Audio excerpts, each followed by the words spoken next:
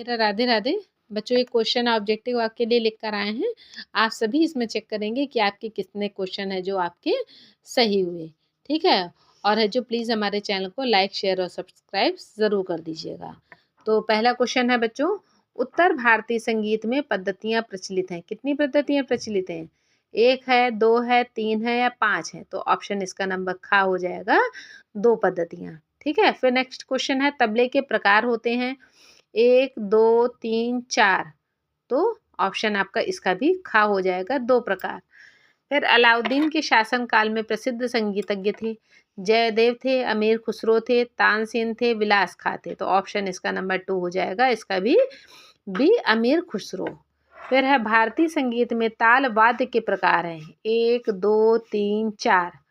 तो इसके है जो 4 प्रकार, 4 ऑप्शन। वैसे तो 5 वाद्य भी होते हैं, हमने आपको बताया है पहले थ्योरी में आपको कि तंत्रवाद्य भी होता है। ठीक है, तो इसका है जो इसमें 4 दिया है तो ऑप्शन 4 ही टिक किया जाएगा। फिर स्वर के प्रकार होते हैं 1, 2, 3, 4। तो इसका ऑप्शन भी हो जाएगा नंबर खा पे इसका 2। फिर नेक्स्ट क्वेश्चन आपका है, लय के कितने प्रकार होते हैं? लय के 1, 2, 3, 4। तो इसका ऑप्शन हो जाएगा नंबर 3। भारतीय संगीत के प्रकार हैं चित्रपट संगीत, लोक संगीत, ग्रामीण संगीत, सरल या शास्त्रीय संगीत। जो भारतीय संगीत के प्रकार हैं वो हैं आपके सरल और शास्त्रीय संगीत। फिर आड़ा चार ताल में मात्राएं व विभाग होते हैं 16 मात्राएं 6 विभाग, 14 मात्राएं 7 विभाग, 12 मात्राएं 8 विभाग या 10 मात्राएं 9 विभाग। तो जैसा कि आपको मालूम है, आपको आड़ा चार ताल में है जो 14 मात्राएं होती हैं। अगर ऑप्शन भी अगर एक भी आपको इसमें से आता है तो आपका सही हो जाएगा। तो 14 मात्राओं वाला कौन सा विभाग है? ये ऑप्शन है ये वाला खा। और वैसे कितने विभाग कितने होती हैं इसमें? 7 विभाग होते हैं। फिर है समताल में कम से कम होते हैं 1, 2, 3, 4। तो ऑप्शन हो जाएगा नंबर 1 1। फिर विष्णु दिगंबर पुलस्कर का जन्म कहाँ हुआ? एटा में, गोवा में, ग्वालियर में या वाराणसी में? तो ऑप्शन इसका गा हो जाएगा ग्वालियर। नेक्स्ट क्वेश्चन है, तबले के आविष्कारक थे स्वामी हरिदास, तानसेन, अमीर खुसरो या फयाज खां? तो ऑप्शन इसका गा हो जाएगा अमीर खुसरो। फिर है तानसेन द्वारा रचित वाद्य यंत्र तबला, सितार, ढोलक या खार? तो इसका हो जाएगा खार। फिर हो जाएगा फयाज खां का जन्म हुआ था एटा, आगरा, ग्वालियर या मैनपुरी? तो ऑप्शन इसका हो जाएगा नंबर खा आगरा। फिर नेक्स्ट क्वेश्चन है आपका, गझम्पा तथा सवारी ताल में कितनी मात्राएं होती हैं? तो गझम्पा ताल में कितनी मात्राएं होती हैं? 14 14, 16 16 या 15 15, 17 17? तो ऑप्शन हो जाएगा नंबर का 15 15। फिर एक ताल व 4 ताल में मात्राएं होती हैं 12 12, 13 13, 14 14 या 15 15? तो इसका ऑप्शन भी हो जाएगा बच्चों 12 12। हमने आपको ताल पढ़ाई है तो देखा होगा आपने कि एक ताल में भी 12 मात्राएं होती हैं और 4 ताल में भी 12 मात्राएं होती हैं। बस बोलों का फर्क होता है, और एक ताल बंद बोल की होती है, 4 ताल खुले बोलों की होती है। फिर देखिए, तानसेन के गुरु का नाम था बैजू बावरा, फयाज खान, अमीर खुसरो या स्वामी हरिदास? तो ऑप्शन इसका बच्चों हो जाएगा स्वामी हरिदास। फिर संगीत में रस के प्रकार कितने होते हैं? 9 होते हैं, 8 होते हैं, 4 होते हैं या 2 होते हैं? तो ऑप्शन इसका बच्चों हो जाएगा 4 प्रकार। ठीक, गा नंबर का ऑप्शन हो जाएगा। फिर विष्णु नारायण भातखंडे का जन्म कहाँ हुआ था? कब हुआ था? 1863 ईस्वी में, 1862 ईस्वी में, 1861 ईस्वी में, 1860 ईस्वी में? तो ये ऑप्शन इसका बच्चों हो जाएगा नंबर घा पे 1860। फिर नेक्स्ट क्वेश्चन है, सप्तक के प्रकार होते हैं 1 होता है, 2 होते हैं, 3 होते हैं या 4 होते हैं? तो ऑप्शन इसका गा हो जाएगा 3 प्रकार। फिर है ग्रह के कितने प्रकार होते हैं? 2 होते हैं, 3 होते हैं, 1 होता है या 4 होते हैं? तो ऑप्शन इसका हो जाएगा घा पे 4। फिर है रघुपति राघव राजा राम, पतित पावन सीताराम के है जो आपके रचयिता कौन थे? विष्णु नारायण भातखंडे, विष्णु दिगंबर पलुस्कर, कंठे महाराज या स्वामी हरिदास? तो इसका ऑप्शन बच्चों हो जाएगा खा नंबर का विष्णु दिगंबर पलुस्कर। फिर नेक्स्ट क्वेश्चन आपका है, ज्ञान रत्न की उपाधि से विभूषित किए गए फयाज खां को, अमीर खुसरो को, स्वामी हरिदास को, कंठे महाराज को? तो ऑप्शन इसका क्या हो जाएगा, फयाज खान को। फिर है कंठे महाराज को संगीत नामक अकादमी पुरस्कार प्रदान करने के लिए सर्वोच्च वादक ठहराया गया। डॉक्टर शंकर दयाल शर्मा ने, प्रोफेसर APJ कलाम ने, डॉक्टर राजेंद्र प्रसाद ने या डॉक्टर VV गिरी ने। तो ऑप्शन इसका नंबर 3 हो जाएगा, डॉक्टर राजेंद्र प्रसाद ने। फिर है स्वामी हरिदास का जन्म हुआ था संवत 1568, संवत 1569, संवत 1570 या संवत 1571। तो इसका ऑप्शन हो जाएगा बच्चों संवत 1569। देखिए कितने पास पास के ऑप्शन दिए हैं, अगर जिसको अच्छे से लर्न नहीं हुआ है तो वो है जो कंफ्यूज हो जाता है। फिर नेक्स्ट क्वेश्चन है, दीपचंदी ताल में ताली होती हैं 1, 2, 3 या 4। तो ऑप्शन इसका नंबर गा हो जाएगा 3। फिर है धमार ताल में कितनी मात्राएं होती हैं, 12 होती हैं, 14 होती हैं, 18 होती हैं या 16 होती हैं। तो ऑप्शन इसका नंबर बी हो जाएगा बच्चों 14।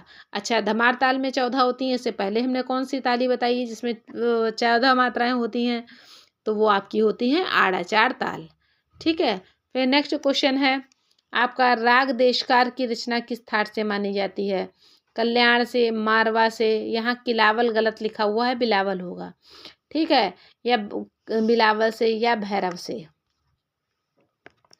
तो ऑप्शन इसका बच्चों हो जाएगा गा नंबर, जैसा कि हमने बताया गलत लिखा हुआ है, ये इसका आंसर हो जाएगा बिलावल। किलावल नहीं लिखा है, मिसप्रिंट हो गया है, बिलावल हो जाएगा।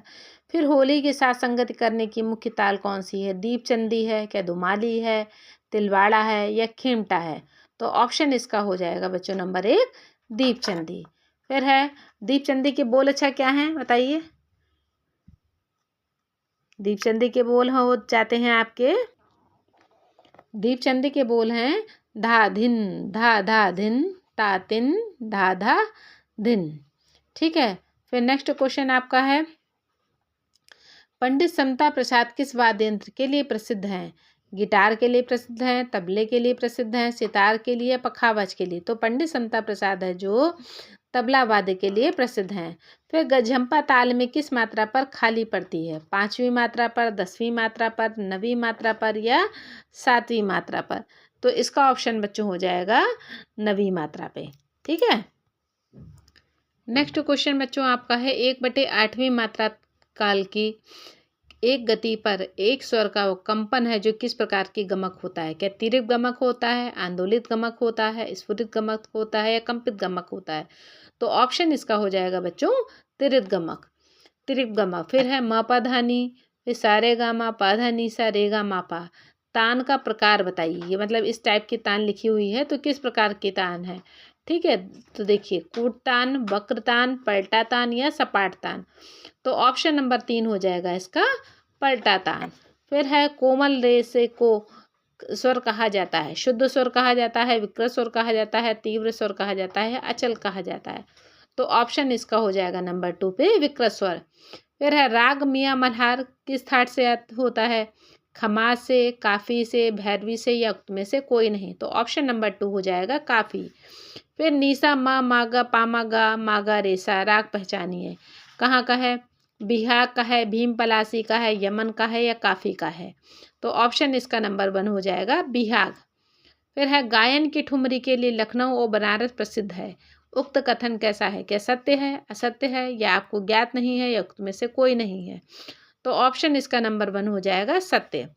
फिर है चाटी और स्याही के बीच का स्थान क्या कहलाता है, बाढ़ घी कहलाता है, पूड़ी कहलाता है, दुआलो कहलाता है, ये लव कहलाता है। तो ऑप्शन इसका हो जाएगा लव। जब हमने आपको तबले का पिक्चर के द्वारा वीडियो बताया है तो आपको ध्यान होगा कि इसके बीच के भाग को है जो हम लोग लव कहते हैं। फिर है अवनिव राग मंजरी किसके द्वारा लिखा गया है, स्वामी हरिदास के द्वारा, अहोबल के द्वारा, पंडित VD पुलस्कर के द्वारा, पंडित VN भातखंडे के द्वारा। तो ऑप्शन इसका नंबर 4 हो जाएगा पंडित VN भातखंडे।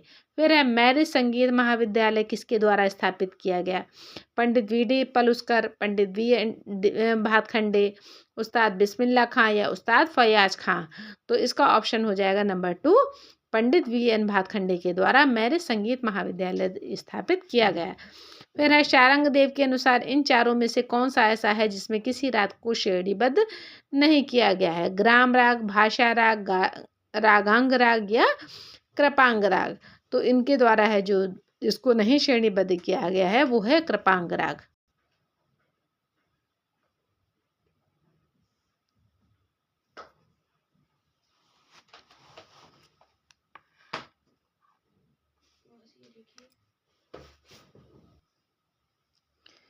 चतुर्दंडी प्रकाशित किसकी रचना है? तो क्या है जो ये गोविंद दीक्षित की है, लोचन कवि की है, पंडित भातखंडे की है, पंडित वेंकटमुखी की है।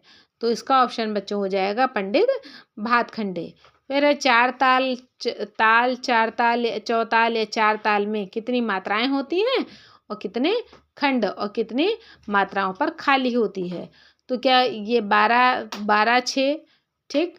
और ये देखिए विभाग दिए हुए, मात्राएं दी हुई हैं, फिर विभाग दिए हुए हैं, ताली खाली मतलब दिया हुआ है।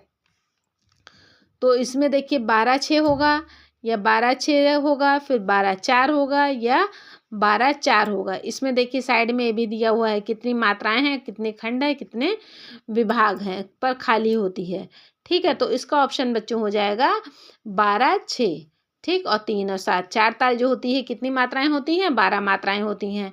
विभाग कितने होते हैं? 6 होते हैं। अब पूछा है किस मात्रा पर खाली होती है, तो वो 3 और 7 पर खाली होती है। फिर नेक्स्ट क्वेश्चन है ताल दादरा जो है लिखी गई है ये किस लयकारी में लिखी गई? देखिए लयकारी बनाई हुई है, ये किस लयकारी में लिखी हुई है, ठीक। देखिए धा आ धिन आ ना आ धा, इस तरह से ही ये जो लयकारी लिखी हो जाती है। कौन सी लयकारी है अब आप ये पहचानिए, ठीक। क्या आड़ है? आद गलत लिखा है, आड़ होगा। आड़ है कि बियाड़ है कि कुआड़ है या कोई नहीं है? तो बच्चों ये हो जाएगी आपकी आड़ लय। आड़ लय क्यों हो जाएगी? आड़ लय में कितना लिखा होता है? 3/2 गुण होता है, ठीक। तो 3/2 गुण हुआ, यही हुआ ना। और कुआड़ कितनी होती है? 5/4। और बियाड़ आपकी कितनी होती है? 7/4, ठीक है। तो ये आपकी हो गई आपकी आड़ लय, ठीक। तो इस तरह से ही बच्चों देखिए आड़ लय लिखी जाती है पूरी। जैसे दादरा ताल कितनी मात्रा की होती हैं? 6 मात्रा की होती है। धा धी ना धा तू ना, 6 मात्रा हो गई। इसमें पीछे से क्या किया जाता है? एक एक आकार लगा दिया जाता है। जो सिंगल बोल होते हैं इसमें पीछे से एक एक आकार लगा दिया जाता है, फिर इसे है जो पीछे से बंद कर दिया जाता है, ठीक। तो इस तरह से ये आपकी आड़ लय बनती है। आपको है जो एक वीडियो हम बना के भेज देंगे, अपलोड कर देंगे कि ये है जो आड़ है जो किस किस ताल की कैसे बनती है, ठीक। तो अच्छा अब देखिए, तो इसका ऑप्शन बच्चों क्या हो जाएगा? आड़ लय हमारी हो जाएगी, ठीक। जो सिंगल बोल होते हैं उनकी आड़ इसी तरह से बनती है। किसी किसी में डबल बोल होते हैं, जैसे कि है जो मतलब किसका बता दें आप, एक ताल ही ले लीजिए। जैसे धिन धिन अलग अलग बोल हो गया। फिर धागे, धागे एक में होता है, तो उसको कैसे किया जाएगा, डिवाइड किया जाएगा, ये आपको जब तक हम लिख कर नहीं बताएंगे तब तक आपको समझ में नहीं आएगी, ठीक है।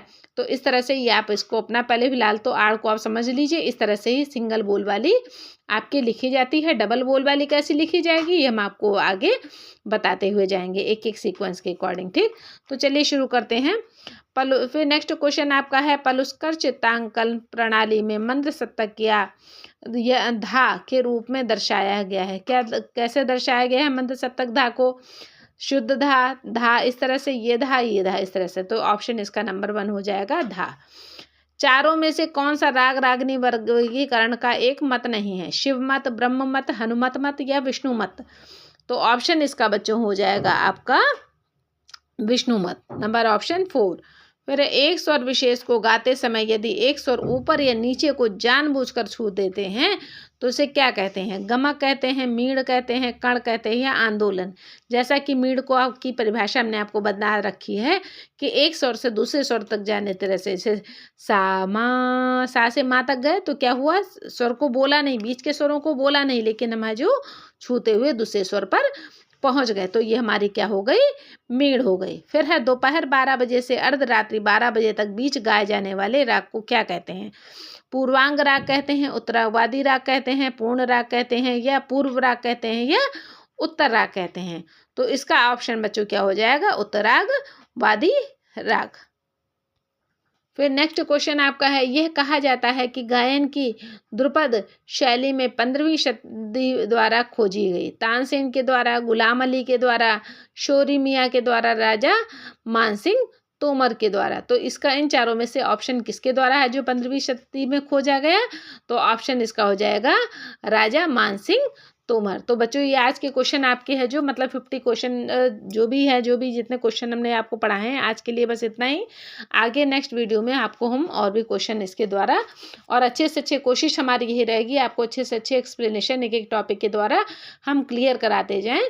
ठीक है, तो इसलिए हमारा प्लीज़ अगर आपको चैनल या पढ़ाने का तरीका या क्वेश्चन आंसर अच्छे लगते हो, समझ में आते हो, तो प्लीज़ हमारे चैनल को लाइक शेयर और सब्सक्राइब ज़रूर कर दीजिएगा। Thank you.